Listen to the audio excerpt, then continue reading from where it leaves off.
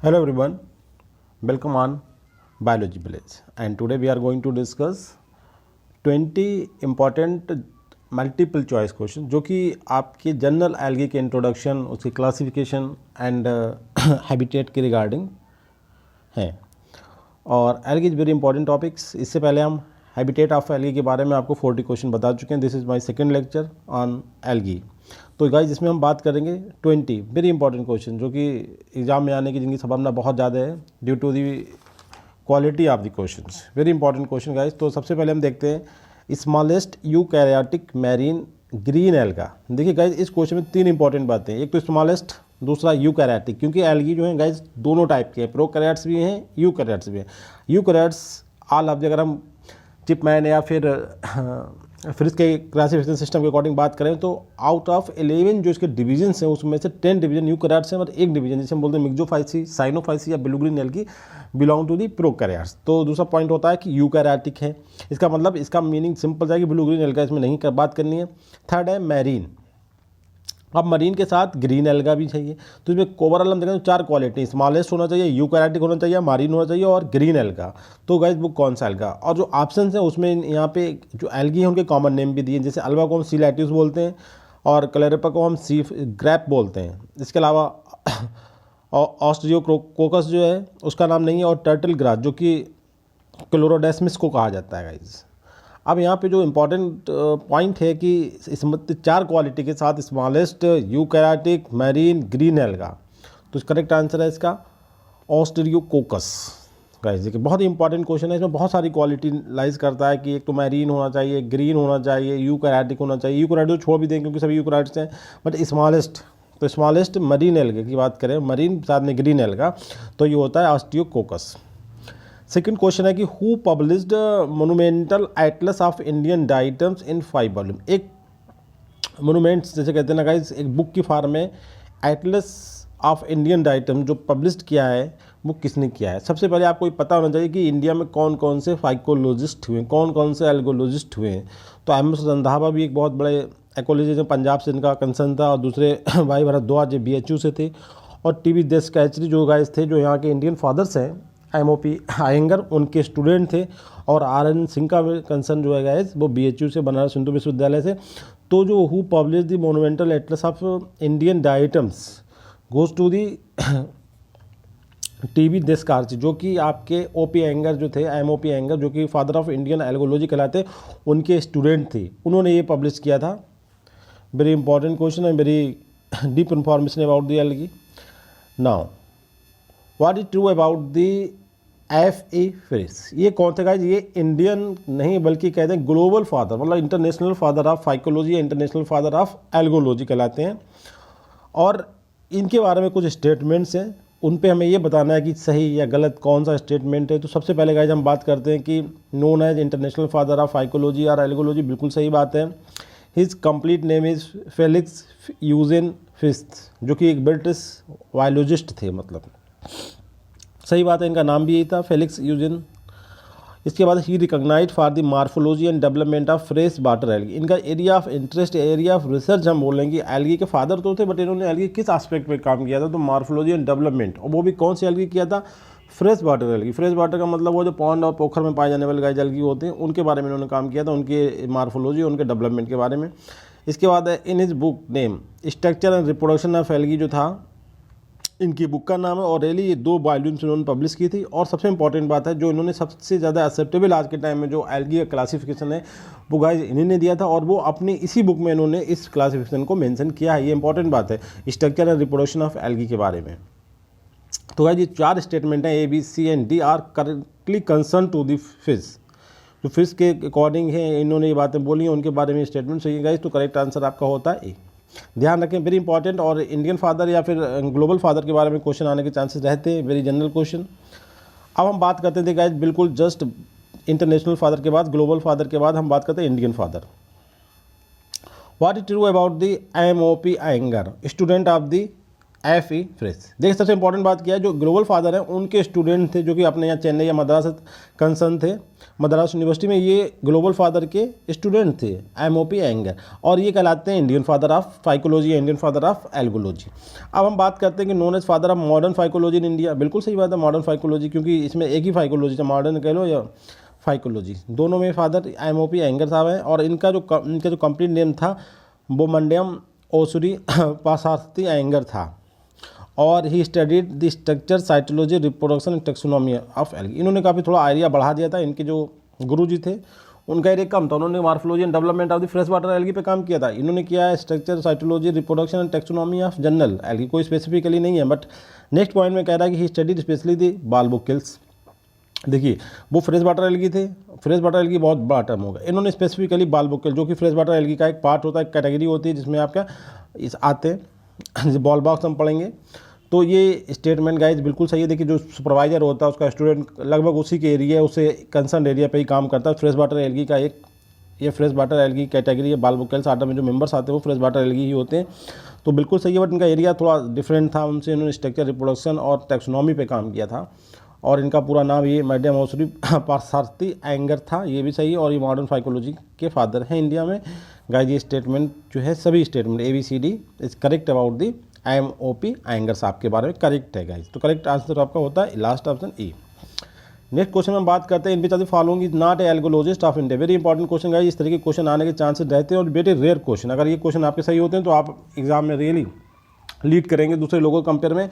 कि इनमें से इंडिया में का जो नाम दिए गए ये 4-5 नाम है गाइज, इसमें से एल्गोलॉजिस्ट कौन नहीं है, वो भी इंडियन कंसर्न में, कि इंडिया में कौन सा साइंटिस्ट जो यहाँ पे एल्गोलॉजिस्ट या फाइकोलॉजिस्ट की फील्ड में काम नहीं किया। जैसे TV डेस्कार्जी आपने अभी देखा था, ये OP एंगर के स्टूडेंट थे।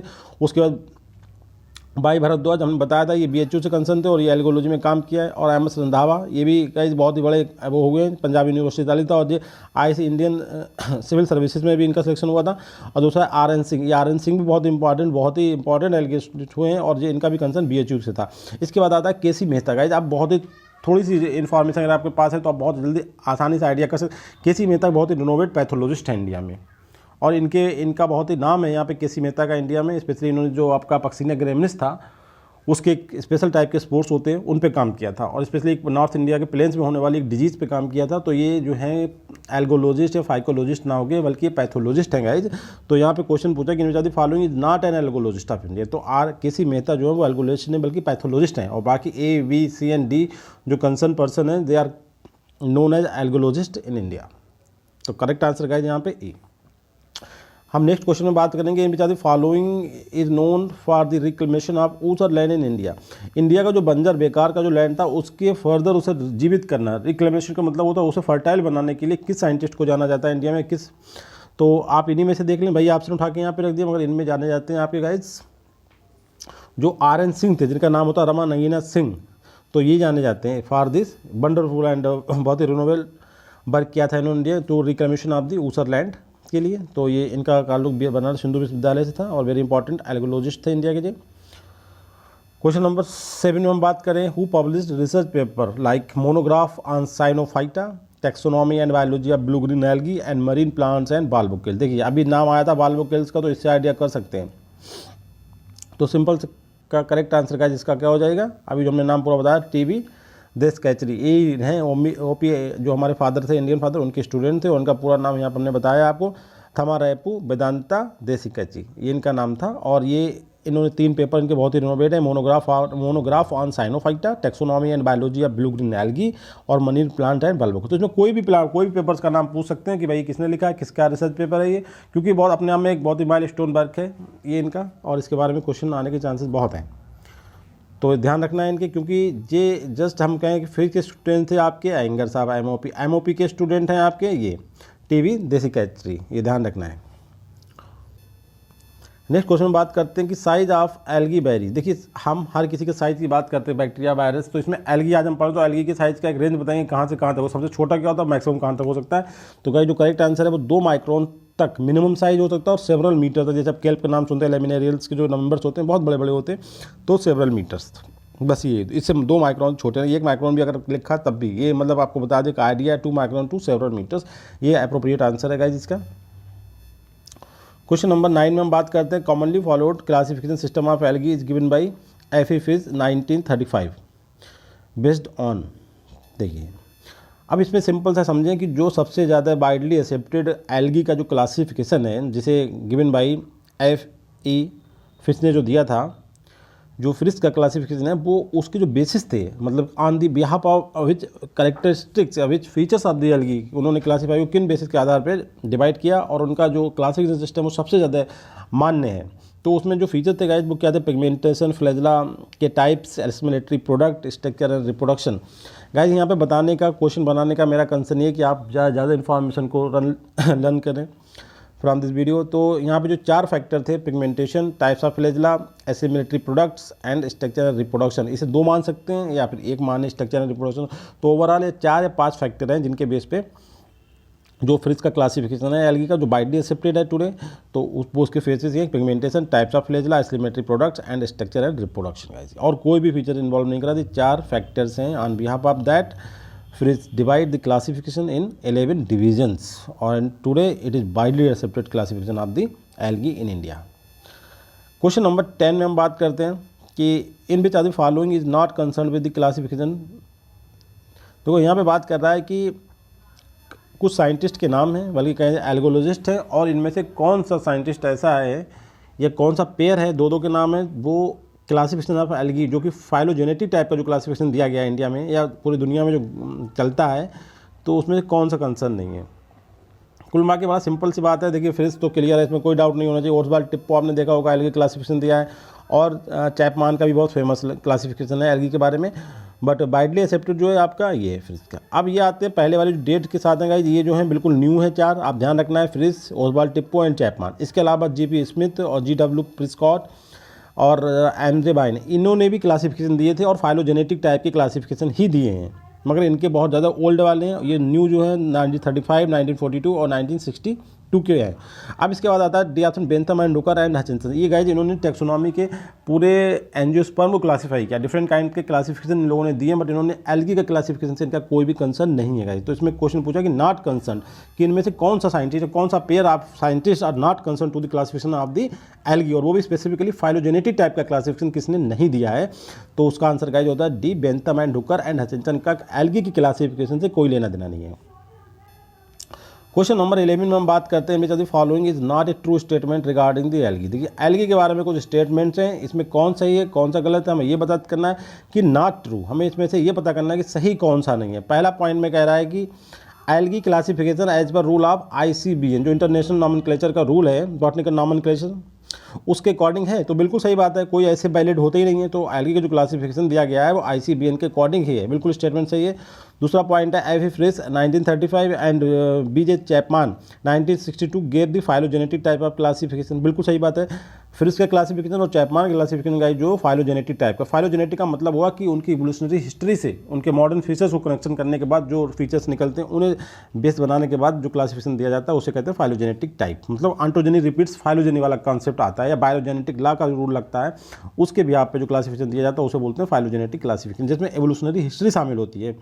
और इसके बाद सी ऑप्शन है कि fridge gave his algae classification in his book structure and reproduction of algae. Guys हम अभी जस्ट बताया था कि इन्होंने जो क्लासिफिकेशन दिया था फ्रिज ने, वो अपनी बुक जिसका नाम था structure and reproduction of algae, जो उन्होंने 2 वॉल्यूम में पब्लिश करी थी, उसमें ही इन्होंने अपना मेंशन किया था। ये बात भी बिल्कुल ही करेक्ट है। तो ABC, हमारा ABC हाँ बिल्कुल सही है। अब आता है D, in the fridge system of algae classification habitat is the basis of classification. देखिए फिर कह रहा है फ्रिज ने जो था अपना क्लासिफिकेशन में हैबिटेट को उन्होंने कंसीडर नहीं करा, तो उन्होंने 4 फैक्टर थे उनके पास गाइस। एक था उनका स्ट्रक्चर एंड रिप्रोडक्शन था, पिगमेंटेशन था, और जो टाइप ऑफ फ्लैजेला था, और एस्टिमेटरी प्रोडक्ट था। कहीं भी उन्होंने हैबिटेट को बेस नहीं बनाया था ड्यूरिंग द फॉर्मेशन या during the reading of algae classification. तो आपका करेक्ट आंसर जो है यहाँ पे कि नॉट ट्रू वाला, ये बात जो है ट्रू नहीं है गाइस, हैबिटेट का कोई भी रोल नहीं था in the fridge classification. Question number 12 में बात करते हैं, EF fridge 1935 and BJ Chapman 1962 both gave phylogenetic type of algae classification of both which is a single factor that was common basis. देखिए बहुत ही इंपॉर्टेंट, बहुत ही स्ट्रिक्टेंट question है guys कि fridge और चैपमान दोनों ने फाइलोजेनेटिक क्लासिफिकेशन दिया है एल्गी का। अब इन दोनों क्लासिफिकेशन में एक ऐसा फैक्टर बताइए जो दोनों में कॉमन था, reproduction, habitat, pigmentation, biochemical differences. देखिए मैं आपको बता दूं यहाँ पे जो करेक्ट आंसर है वो है पिगमेंटेशन। पिगमेंटेशन का रोल बहुत है और दोनों के लास्ट में पिगमेंटेशन था, जबकि बायोकेमिकल डिफरेंसेस चैपमान में थी, आपका फ्रिस में नहीं थी। रिप्रोडक्शन जो था वो चैपमान में था, फ्रिस में नहीं था। और हैबिटेट को चैपमान ने कंसिडर करा है, जबकि इन्होंने कंसिडर नहीं करा है। तो जो कॉमन फैक्टर है गाइस वो है पिगमेंटेशन, जो कि दोनों ही साइंटिस्ट ने, दोनों ही फाइकोलॉजिस्ट ने अपने क्लासिफिकेशन ऑफ एल्गी में, जो कि फाइलोजेनेटिक टाइप की क्लासिफिकेशन दिए दोनों लोगों ने, उन्होंने पिगमेंटेशन को उसमें से बेस माना है। तो करेक्ट आंसर गाइस होता है सी। अब एक बहुत ही सिंपल सा, एक बहुत जनरलाइज क्वेश्चन है कि मोस्ट एल्गी आर, तो आपको पता है ओरिजिन ऑफ लाइफ के अकॉर्डिंग लाइफ कहाँ पे आई गाइस? वाटर, पानी में आई है। और algae are the primitive plants on this planet. तो गाइस फिर कहाँ पे डेवलप होगा? ये एक्वाटिक। तो मोस्ट एल्गी आज भी कैसे गाइस? एक्वाटिक हैं। मतलब चाहे वो फ्रेश वाटर हो, सैलाइन वाटर हो, टैप वाटर हो, कोई सा भी वाटर हो, बट वाटर में मोस्टली एल्गी पाए जाते हैं। दूसरे को पाए जाते हैं, मोस्टली एल्गी जो है वाटर में पाए जाते हैं। टर्म है हेट्रोट्राइकस हैबिट, एक टाइप है प्लांट में पाई जाती है, एल्गी में पाई जाती है, बहुत सारे प्लांट जो हमारे फ्लोरा उसमें पाई जाती है। तो हेट्रोट्राइकस का मीनिंग क्या होता है? हेट्रोट्राइकस का मतलब होता है, हेट्रो का मतलब डुअल, कि मतलब दो चीज़ें होंगी, एक या दो, तभी हेट्रो का। एक portion of thallus is prostrate होता है और आधा उनका ट्रेक, मतलब इस तरह के थैलस, इस तरह की सॉइल है, एक तरीके से इनका जमीन के अंदर इस तरह के प्रोस्टेट और बाकी जो है इरेक्ट सीधा, ये कहलाता है हेट्रोट्राइकस नेचर। तो करेक्ट आंसर गाइस होता है इसका बी। अब देखिए फिर से एक बार क्वेश्चन आया, अभी मैंने सुबह कुछ 40 क्वेश्चन आपको बताए थे, उसमें मैंने ये दोनों बातें बताई थी। फिर यहाँ पे देखते हैं रेडनेस ऑफ द रेड सी। देखिए रेड सी का रेड होने का रीज़न क्या है? तो यहाँ पे जो है गाइस दूसरा एल्गा है जिसका नाम होता है ट्राइकोडेस्मम एरेथ्रिनम, ये इसका रीजन है। करेक्ट आंसर होता है बी यहाँ पे। इसके बाद देखते हैं red snow is caused by which are the following in alpine region. Alpine region का वही है आपका जो आपके यूरोपियन कंट्री जो होती है, और स्पेशली में आर्टिक जो रीजन होता है उस रीजन की बात कर रहा है। तो रेड स्नो के लिए हमने आपको क्लेमाइडोमोनास बताया था, मगर यहाँ पे क्लेमाइडोमोनास ऑप्शन ही नहीं है। यहाँ पे आंसर है आपका हेमाटोकोकस। तो देखिए हेमाटोकोकस प्लूवियालिस एक नाम है केवल इसी के लिए, जो क्लोडोमोनास निबेलिस को दूसरा नाम दिया गया साइनोनिम से इसका एक। तो इसके साइनोनिम्स है हेमाटोकोकस, तो इससे भी ध्यान रखना है। तो यहाँ पे देखिए इसमें स्पीसीज भी मेंशन नहीं करी, बस सबसे अप्रोप्रिएट आंसर यही है हेमाटोकोकस। इसके अलावा आप समझ सकते हैं हीमोग्लोबिन या हेमाटोसाइट्स, ये सब कलर से होती हैं, तो रेड कलर का ही मीनिंग होता है इनसे। इससे भी जोड़ के हम इसका आंसर निकाल सकते हैं कि हेमाटोकोकस। तो red snow is caused by which are the following in alpine region. तो करेक्ट आंसर गाइस होता है बी। नेक्स्ट क्वेश्चन है question number 17, which is not likely to found on the sea shore. इस तरीके के हमने बहुत सारे क्वेश्चन कराए हैं कि कौन से एल्गी कहाँ पाए जाते हैं। पूरे 40 क्वेश्चन हमने आपको बताए हैं, पूरा डेफिनेशन के नाम, इनकी टर्मिनोलॉजी क्या दी जाती है, कौन कहाँ पे पाया जाता है। पहले वीडियो को देखिए, इसके बाद इस वीडियो को देखिए, तो कोई भी क्वेश्चन ऐसा नहीं होगा जो आप फर्स्ट टाइम क्लियर ना हो जाए। तो इसमें कह रहा है कि not likely to found in sea shore. Sea शोर का मतलब होगा एक्वाटिक, और मोस्ट एल्गी एक्वाटिक है, मगर सी शोर पर नहीं पाए जाते। दूसरे कब पाए जाते हैं? स्पेशली हमने यहाँ पर बात करना है सी ओशियन की बात कर रहे हैं कि पर्टिकुलर वहाँ पर नहीं। तो green algae, brown algae, red algae, तो रेड एल्गी तो पता होगा बहुत समुद्र में पाए जाते हैं। ब्राउन एल्गी भी मोस्टली पाए जाते हैं। अब पता है मॉस होते हैं, ब्रायोफाइट गाइस ये भी पाए जाते हैं। अब जो ग्रीन एल्गी कॉन्सेप्ट है, ग्रीन एल्गी जो होते हैं वो most of the place not likely to sea shore पे नहीं पाए जाते गाइस, ये ध्यान रखना है आपको। पानी के पास पाए जाते हैं, दूसरा बॉडी हो सकता है, पॉन्ड हो सकता है, स्ट्रीम हो सकता है, लेक हो सकता है, बट सी शोर पे नॉर्मली नहीं पाए जाते हैं। तो इसमें करेक्ट आंसर गाइस होता है आपका ग्रीन एल्गी। क्वेश्चन नंबर 18 में देखते हैं most of the algae along with the other submerged plants usually float on water during the day while they sink at the night. विकास सिंक का मतलब होता है डूब जाते हैं, रात में डूब जाते हैं और दिन में वो पानी के ऊपर फ्लोट करते रहते हैं। तो इसका रीजन क्या है? मोस्ट ऑफ द एल्गी में क्वालिटी होती है। तो इसका आंसर गाइस होता है, करेक्ट आंसर है option A, they become buoyant by virtue of accumulation of oxygen as a result of photosynthesis. देखिए दिन में सनलाइट होती है, सनलाइट का रिजल्ट होता है कि दे आर ग्रीन प्लांट, मतलब दे आर क्लोरोफिल, और क्लोरोफिल की वजह से फोटोसिंथेसिस होती है, फोटोसिंथेसिस में निकलती है ऑक्सीजन, और उस ऑक्सीजन के एक्युमुलेशन की वजह से ये जो होते हैं फ्लोट करते रहते हैं on the surface of the water. But night में इसका मतलब तो लाइट डिसअपियर हो गई, फोटोसिंथेसिस बंद हो गई, ऑक्सीजन खत्म हो गई, तो दे क्या होते हैं? सबमर्ज हो जाते हैं, थोड़ा सा इनका पार्ट बॉडी पानी के अंदर डूब जाता है। तो इसके सबसे मेन जो एप्रोप्रिएट रीजन है वो यही है कि accumulation of the photosynthesis during the day time and close during the night. तो ऑक्सीजन का एक्युमुलेशन ही सबसे इंपॉर्टेंट रीजन है फॉर दिस।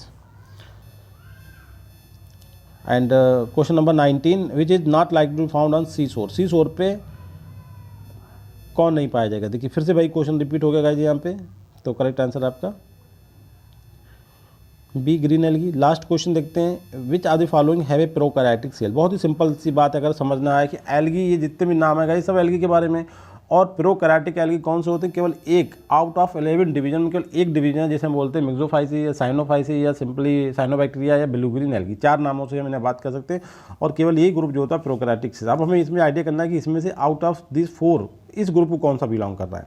तो देखिए क्लेडोफोरा तो आपका ग्रीन एल्गी होता है, क्लेडोफोरा दूसरे कैटेगरी का होता है, आसिलेटोरिया स्पायरो वगैरह भी दूसरे कैटेगरी का होता है, केवल एक बचता है आसिलेटोरिया। इसमें सिंपल से हम आइडेंटिफाई करें कि ब्लू ग्रीन एल्गी को यहाँ पर अगर हमें आइडिया है कि उनके नाम पता है तो हम क्लियर कर सकते हैं पहली लाइन में कि आसिलेटोरिया जो होता है एक ब्लू ग्रीन एल्गी होता है, तो ये प्रोकैरियोटिक होता है गाइस। तो करेक्ट आंसर आपका C. Thank you very much guys.